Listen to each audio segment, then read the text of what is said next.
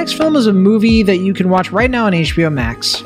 Yeah, I think this is, Will, our first Christmas movie that we're talking about on the show. Is that the case this year? That can't be true. This year, probably. But 2021. Yeah, we talked about... No. Sorry. I spoke ahead. But no, for this holiday season. Have we talked about a Christmas film yet? Not that I can recall, but have we gotten any Christmas movies this year yet? Well, maybe not an overt. We watched like Green Knight. That's a Christmas movie in its own way. Sure. But I mean like overtly, like straight up, like this is marketed. This is supposed to be like watching with your family during Christmas. Yeah. Right. It has Christmas in the title even. Yeah, that too. Right. Christmas. Yeah. I haven't watched a lot of Christmas movies yet this year so far. That's going to change soon. Going to be seeing A Boy Called Christmas probably at some point. Christmas Again. The Disney Channel, whatever. Oh yeah. You were. Should we talk about that? Nah, it would take too long to explain the joke behind. Sure. But all no, right, fair enough. This is on HBO Max. It's called 8-Bit Christmas, and this is a movie where we begin the film with Neil Patrick Harris, and he's with his daughter, who is played by Sophia Reed Ganser. And she's like, I want a phone for Christmas. And he's like, you don't understand what we went through in the 80s. And she's like, oh, geez, this is going to be like a Stranger Things sort of thing. Are we going to have like an 80s nostalgia trip? And he's like, you bet. This movie suddenly sort of nosedives into being kind of a semi-modern take on A Christmas Story. Where A Christmas Story was a film that came out that was an 80s film, right? Early 80s? Am I right about that? I believe so. I'll double check. I'm pretty sure A Christmas Story is a 1980s film. The fact that I don't know that for sure is kind of embarrassing, I guess. But I want to say it. 83, yeah.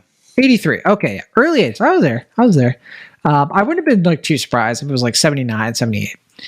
But anyway, so Christmas Story, like the plot of that film is that like you have Ralphie, of course, who's like, he wants to get it's an 80s film, but he's like thinking back on when he was a kid in the 1950s and when he wanted a BB gun more than anything. And, he has this Christmas adventure, right? That's the magic of A Christmas Story. Yeah. I mean, I think for me, it's like the fact that he wants a BB gun is, the plot, but it's not the core of the movie. Exactly. It's more about like having this kind of like bittersweet, nostalgic look at his childhood, but also recognizing that like things were kind of messed up at that time in American history, but it's also kind of glorified at the same time. And, and there's a lot of stuff going on with the parents. I think is very amusing in that film. It's been a while since I've seen it, but I felt like that's a richer film than 8-Bit Christmas. So, it is. Yeah, it is. I mean, 8-Bit Christmas is trying. It's kind of splitting the difference between A Christmas Story and another holiday film that a lot of people love to revisit called Jingle All the Way, the Arnold Schwarzenegger film.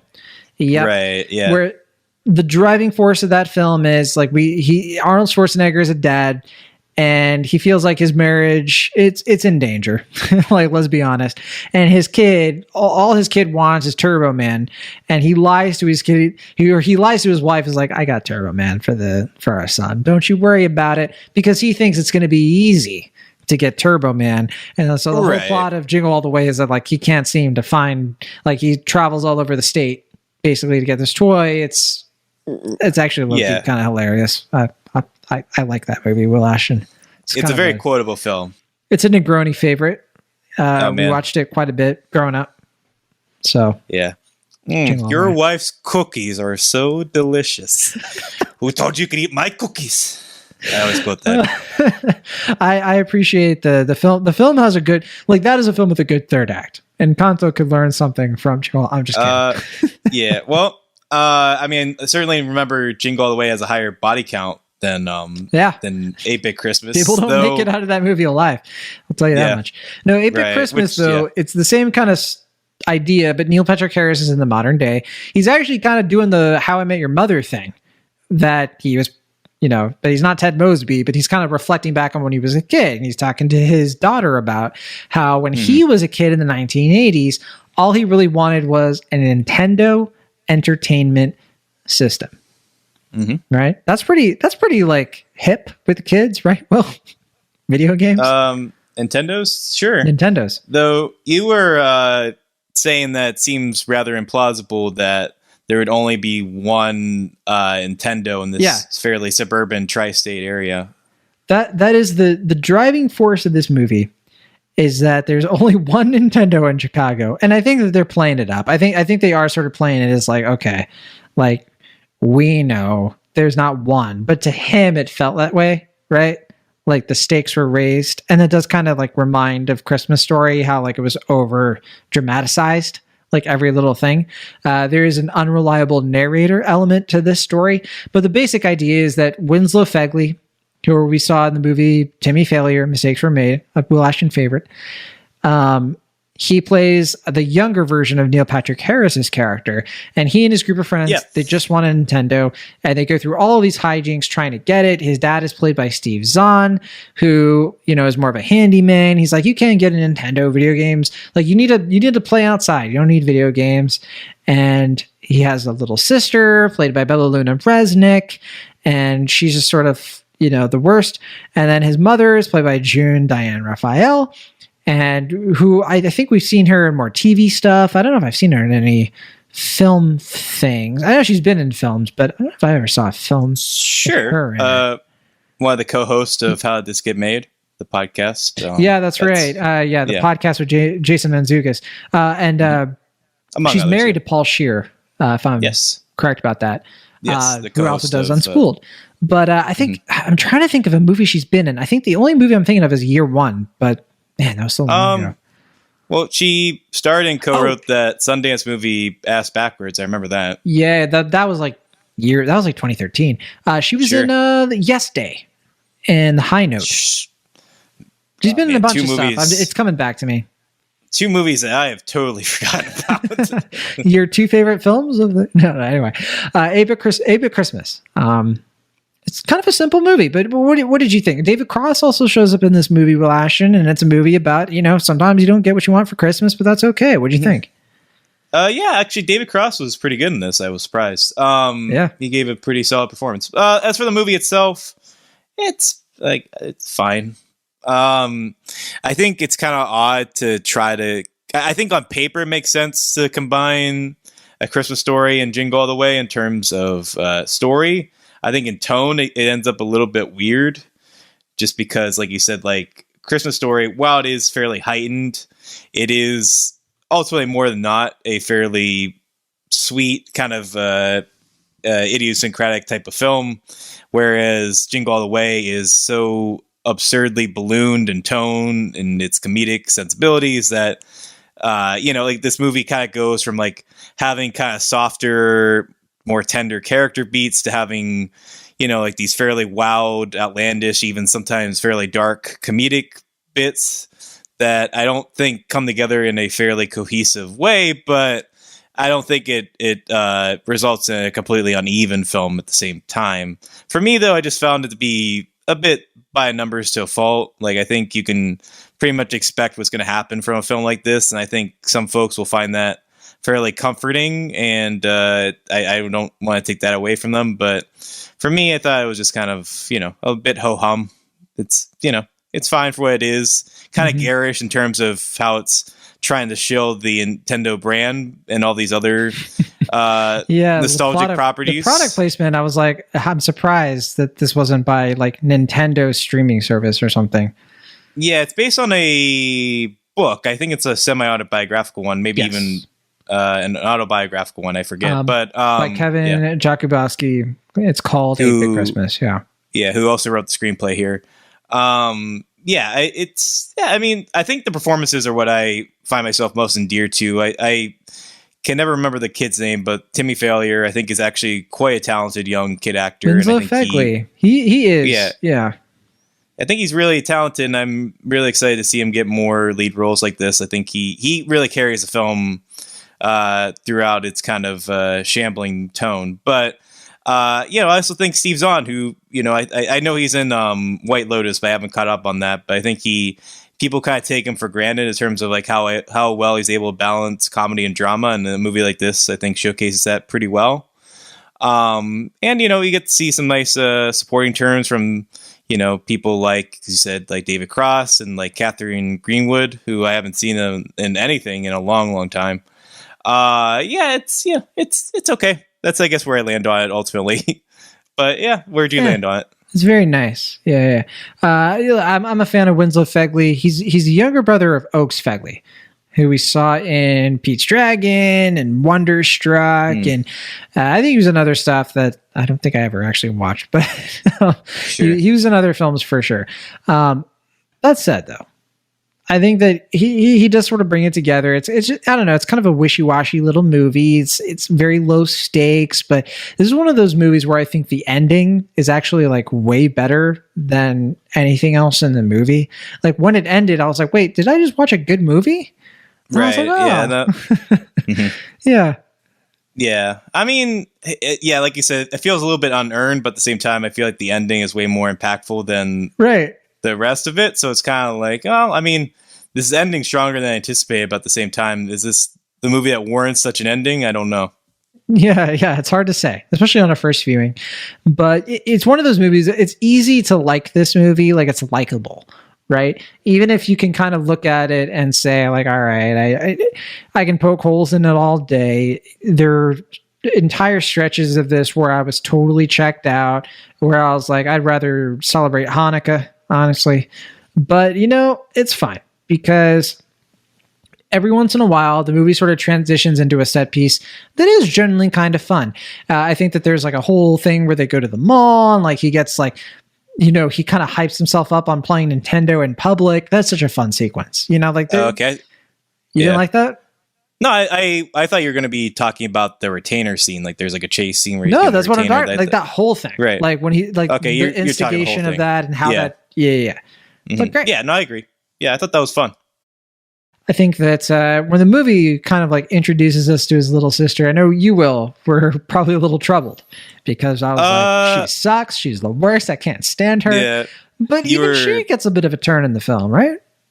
A little. I don't know. I wasn't quite as harsh on her, I guess, as you were. You were like, you know, wishing ill upon her. And I thought, I was like, calm down. She's not even in double digits yet.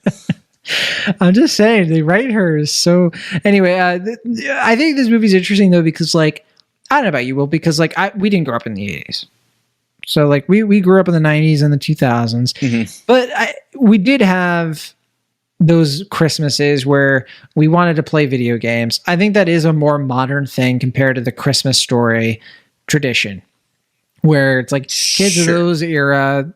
They played BB guns and stuff. Whereas we sort of like, we had GameCube, like for me, Nintendo 64 was like the big thing. PlayStation 1, like I had Super Nintendo, but I was still young. Like I remember the first system, like gaming system, I just thought about it all the time. I wanted it so badly, was like the GameCube, you know, or the Xbox or something like that, the PS2. And like that, I think translates to this movie where it feels like your whole world. It feels like if you don't get this, like you and your friends are doomed. That stuff I thought was faithfully reimagined here in an interesting way, even if it wasn't like an interesting movie overall. Sure. I guess for me though, it's like similar to the process of writing. Playing a video game is not an inherently cinematic thing to showcase. So I think the movie kind of has the challenge of presenting that in a cinematic fashion. And sometimes I think it does all right. And other times it didn't really do it for me. But at the same time, I'm no video game fanatic. So take that with a grain of salt, I guess.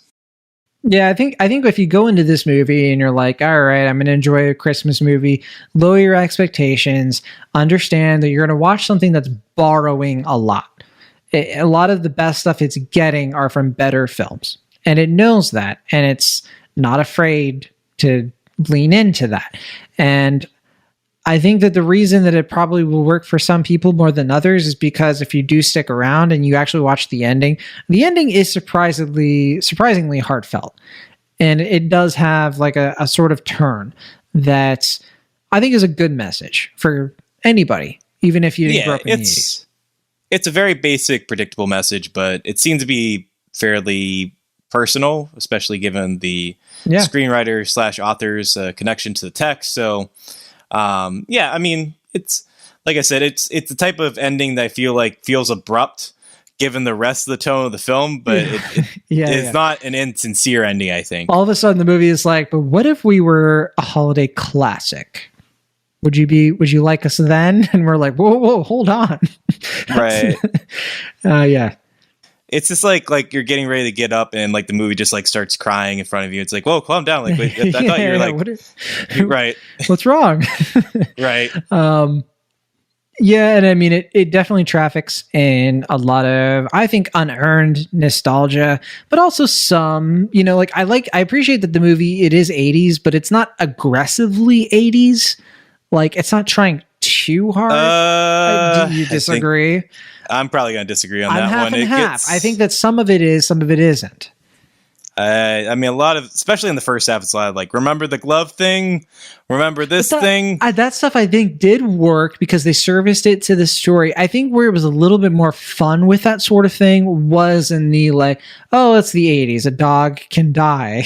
Like there was a little bit more of like, yeah, like it was tough back then. Like, I don't know. It wasn't as like, Napoleon Dynamite as some other films tend to be.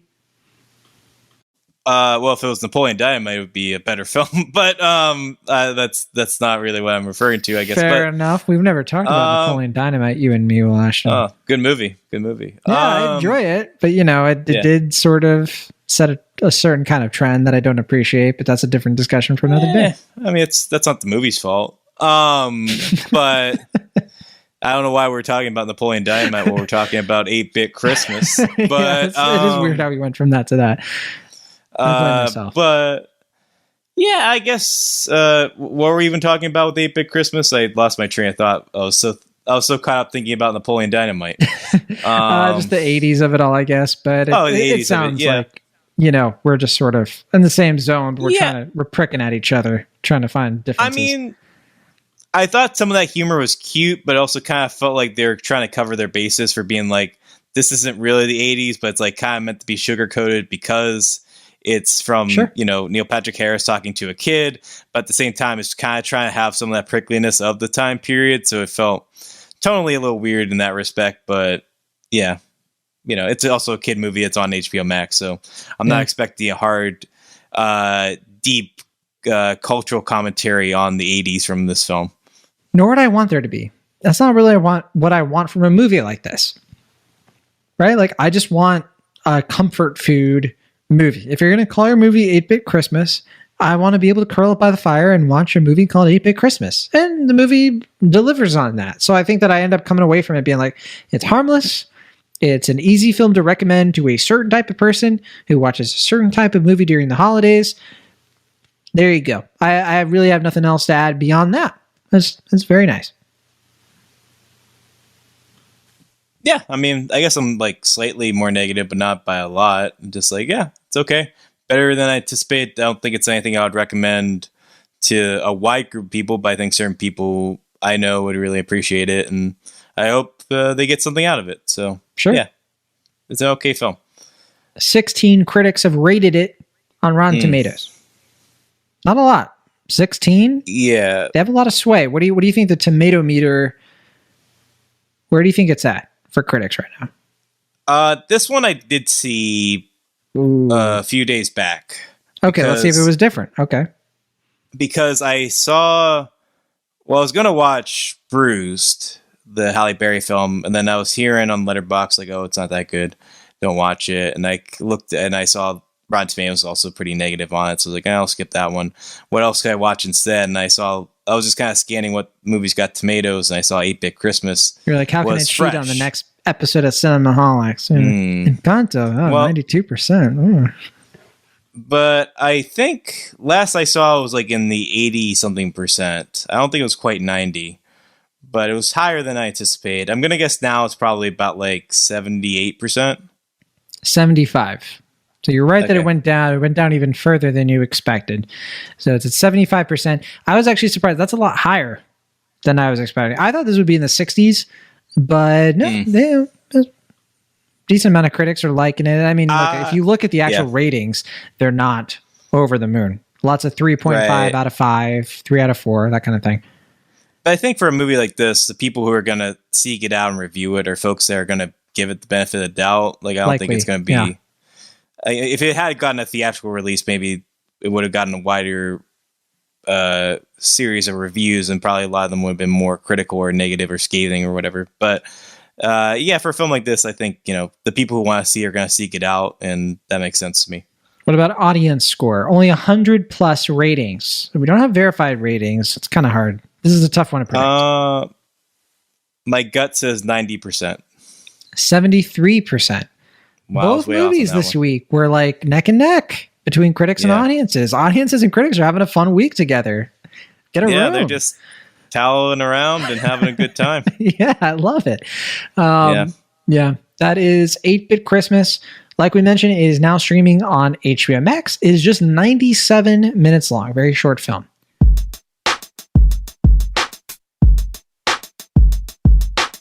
Thank you so much for listening to our show. Be sure to subscribe to Cinemaholics on your favorite podcast app of choice, or find us on YouTube. See you all next time.